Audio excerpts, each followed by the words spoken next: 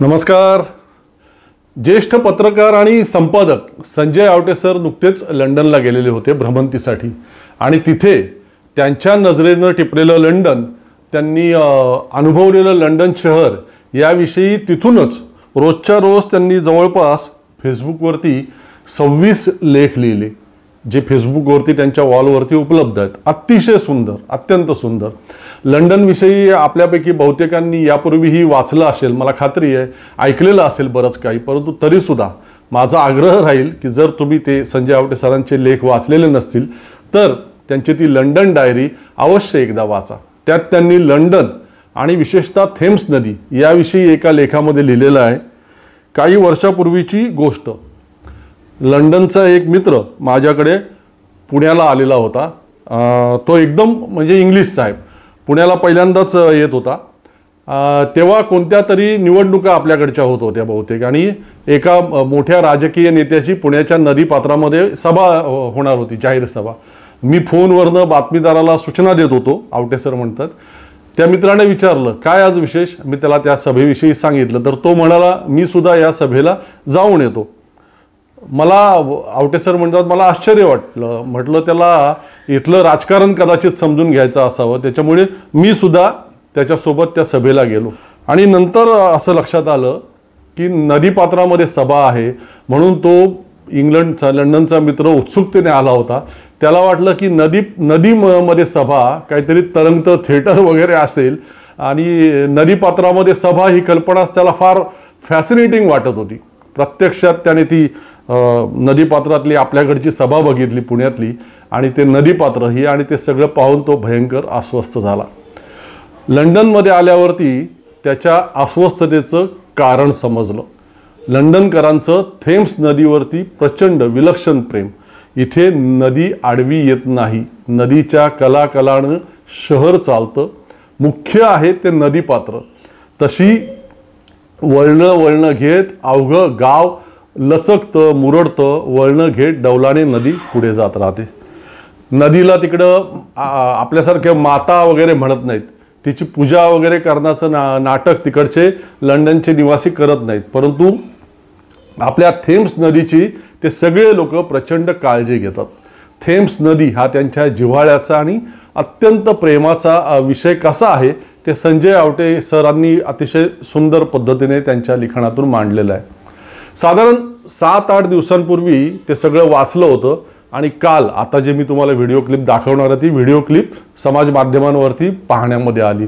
लंडनमधील काही आपले उथळ मराठी लोक अतिशहाणे त्याच थेम्स नदीमध्ये गणपतीची मूर्ती विसर्जन करीत असल्याची ही क्लिप आहे। ज्याने कोणी ती इकडे महाराष्ट्रामध्ये शेअर केली व्हिडिओ क्लिप, त्याने ती अत्यंत अभिमानाने केली होती। वरती लिहिलं होतं बघा लंडन शहरामध्ये आपल्या हिंदू संस्कृतीचा मराठी संस्कृतीचा कसा गजर सुरू आहे वगैरे वगैरे।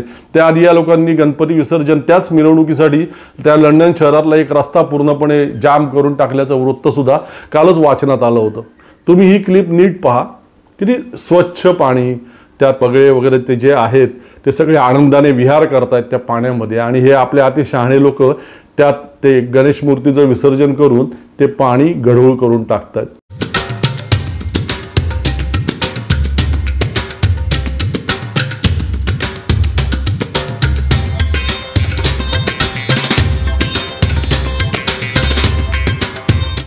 इकडे आपल्या देशामध्ये महत्प्रसायाने आता कुठे लोक बऱ्याच प्रमाणामध्ये कृत्रिम तलावांमध्ये गणपती विसर्जन वगैरे करायला लागलेत, आणि तिकडे परदेशांमधले ते अतिशहाणे लोक आपले मात्र भारतीय लोक तिथल्या स्वच्छ नद्या प्रदूषित करू लागलेत।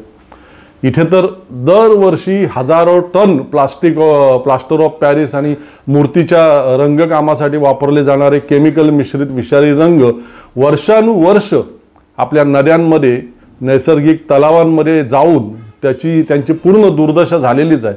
अनेक आपल्या तलावांमधले नैसर्गिक जलस्रोत कायमच्यासाठी बुजलेले आहेत, बंद झालेले आहेत।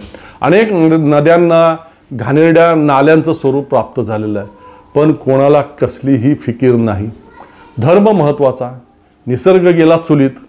भारताच्या सगळ्या निसर्गाची आणि पर्यावरणाची वाट लावून झाल्यानंतर आता जगभरामध्ये गेलेल्या भारतीयांनी तिथेही तोच सगळा उपद्व्याप सुरू केलेला आहे।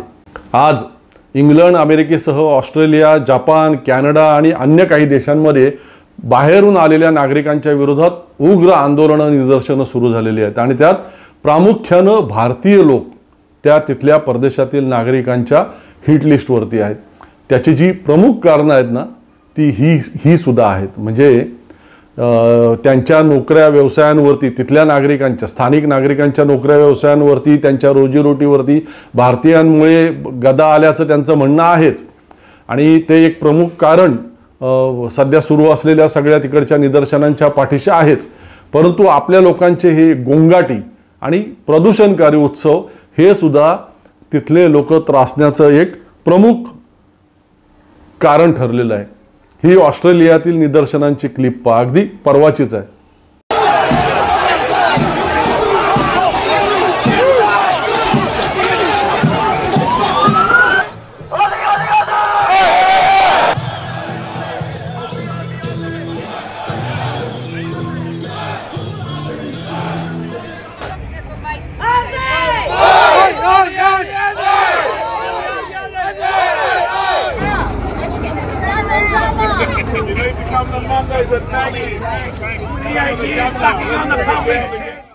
तेच जपानमध्ये सुद्धा सुरू आहे, तेच इंग्लंडमधल्या काही शहरांमध्ये आणि अमेरिकेमधल्या काही राज्यांमध्ये सुरू आहे आणि तेच कॅनडामध्ये सुद्धा सुरू आहे। प्रचंड शांतताप्रेमी लोक असतात तिकडचे सगळे युरोपियन कंट्रीजमधले। निसर्ग आणि पर्यावरणावरती त्यांचं प्रचंड प्रेम असतं, त्याची निसर्गाची आणि पर्यावरणाची प्रचंड काळजी घेणारे लोक असतात ते। तिथे आपले लोक इकडचा सगळा गोंगाट आणि प्रदूषण घेऊन जातात आणि त्या लोकांचं जीवन हराम करून टाकतात। आपल्या अभिव्यक्तीचे एक नियमित प्रेक्षक आणि माझे अतिशय जवळचे स्नेही प्रशांत निंबाळकर हे कॅनडामध्ये आहेत गेली काही वर्ष। कॅनडामध्ये स्थिरावण्याच्या आधी ते सिंगापूर आणि अन्य काही देशांमध्ये होते त्यांच्या नोकरी व्यवसायाच्या निमित्तानं। त्यांनी अगदी परवाच, म्हणजे शब्दशः परवाच फेसबुकवरती त्यांच्या वॉलवरती लिहिलेली एक पोस्ट मी तुम्हाला आता वाचून दाखवतोय त्यांच्याच शब्दांमध्ये, ऐका। रील्समुळे सर्वदूर पोचलेली भारताची घाणेरडी अनहायजेनिक फूड बनवण्याच्या आणि खाण्याच्या पद्धती, कचरा करून वातावरणाचा उकिरडा बनवण्याची वृत्ती, स्त्रिया विशेषतः गोऱ्या बायांना ठरकी नजरेनं पाहण्याच्या घाणेरड्या सवयी, इंडियातले रेप्स, झिरो सिव्हिक सेन्स इत्यादी गोष्टींमुळे निर्माण झालेला घृणास्पद दृष्टिकोन या सगळ्याची कमी होती की काय? म्हणून मग आता आपली संस्कृती साता समुद्रापार नेऊन तिथे अत्यंत लाऊडली पब्लिक प्लेसेसमध्ये धुमाकूळ घालत सण साजरे करण्याचा कंड, तेही मोठाल्या झुंडी बनवून। यामुळे आधीच असलेल्या घृणा आणि रागाला इनसिक्युरिटीची जोड देण्याचं काम करणाऱ्या मायग्रेटेड प्राऊड हिंदूंमुळे देशोदेशी अँटी मायग्रंट प्रोटेस्ट सुरू झालेले आहेत।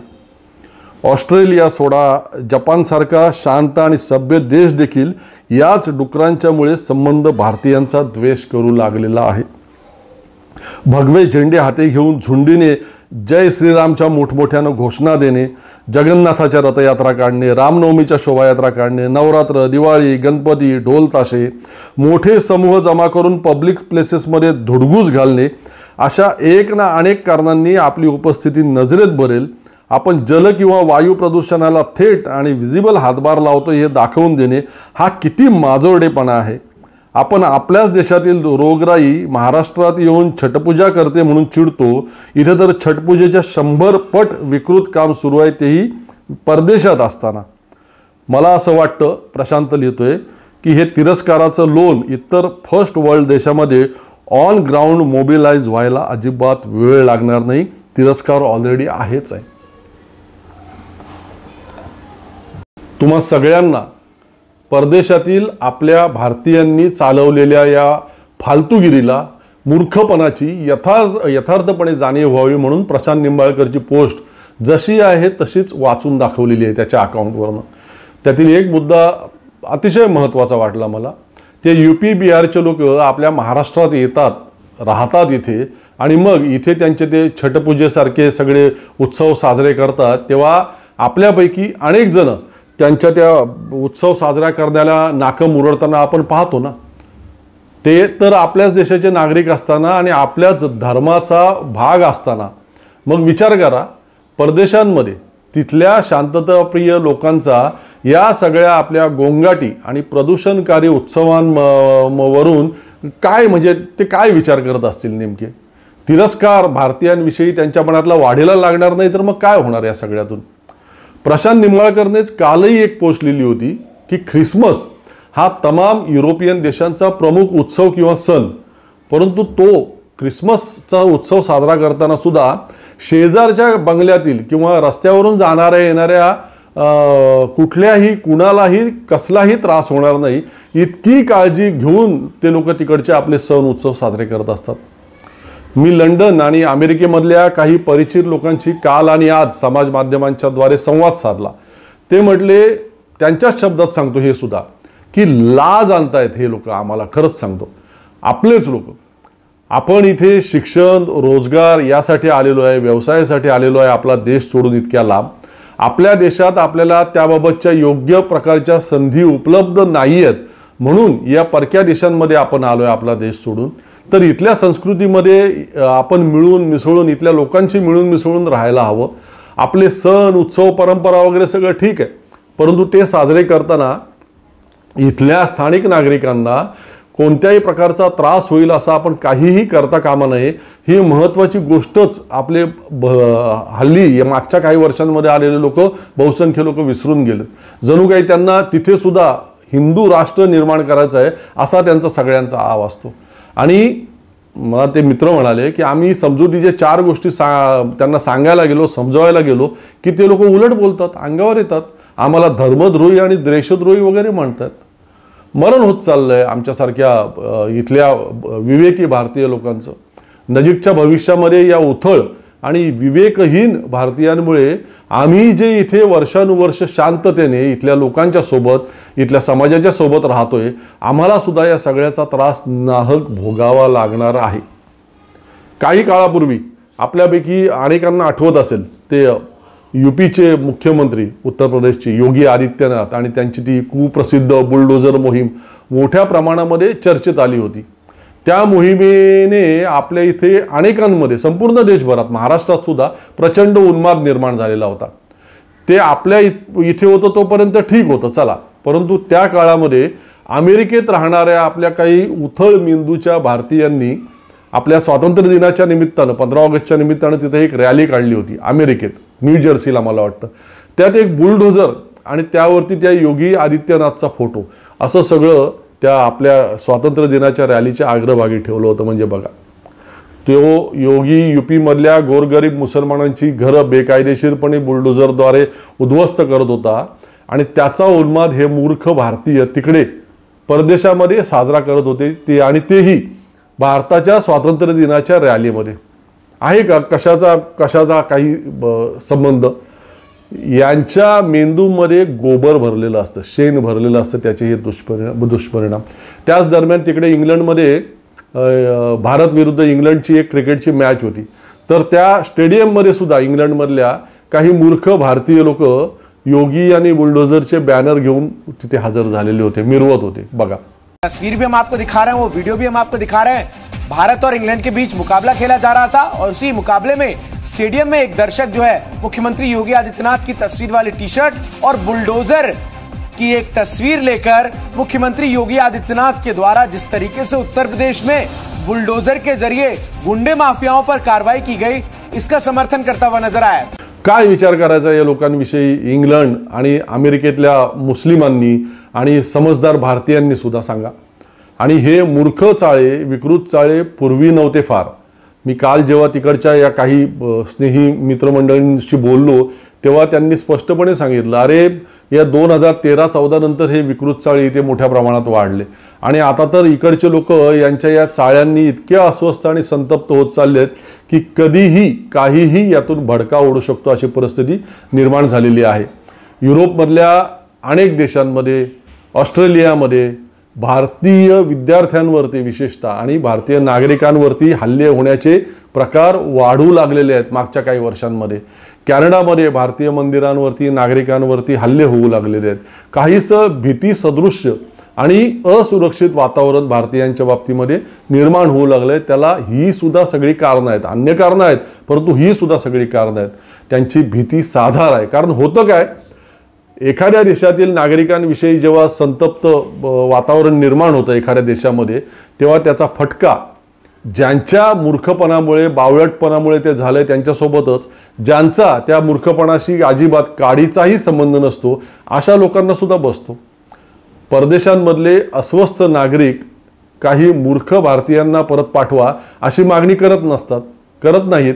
सगळ्या भारतीयांना आपल्या परदेशातून, आपल्या देशातून हाकला असे त्यांचे बॅनर्स आणि पोस्टर्स असतात.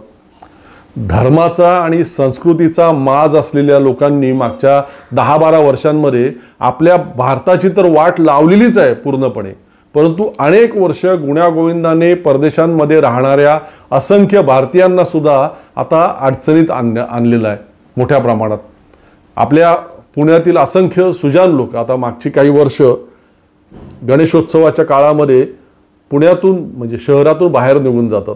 डीजेचा तो भयंकर आवाज, त्या लेझर लाईट्स, तो प्रचंड भयंकर उन्माद, ती वाहतूक कोंडी, या सगळ्यापासून दूर, परंतु त्रस्त असलेल्या सगळ्यांकडेच अशी निघून जाण्याची सुविधा उपलब्ध नसते.